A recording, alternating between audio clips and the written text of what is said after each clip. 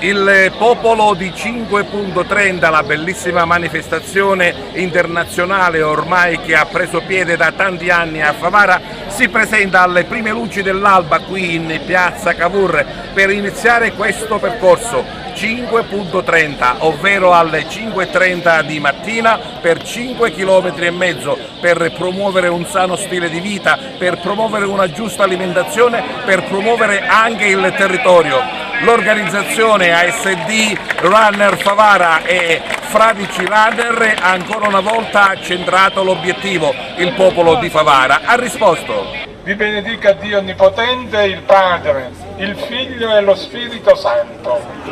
Santa Maria del Cammino, prega per noi. Non sono il massimo esempio di stile di vita, però oggi guarda è bellissima, tantissima gente, parlano le persone, si sta assieme, si sta facendo dello sport, si sta in compagnia ed è una bellissima giornata. Partecipato tantissimo, una bella iniziativa riuscita. Quest'anno Favara è presente alle 5.30 insieme in concomitanza con altre città d'Italia.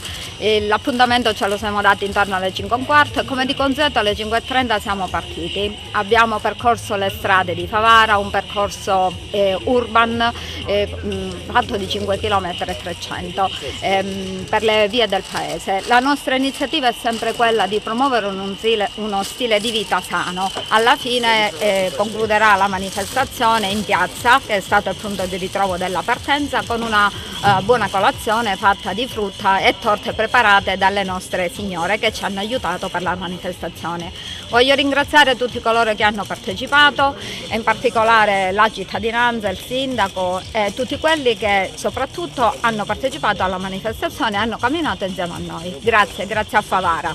Questa mattina abbiamo visto che Favara aveva tanta voglia di uscire e di camminare la mattina presto, infatti questa mattina più o meno c'erano 800 persone che hanno fatto questa bellissima camminata, questa bellissima iniziativa delle due associazioni, sia Fradici Runner che Favara Runner. E che dire, ci siamo divertiti tutti sono stati felici di fare questa camminata e speriamo che il prossimo anno saremo ancora di più.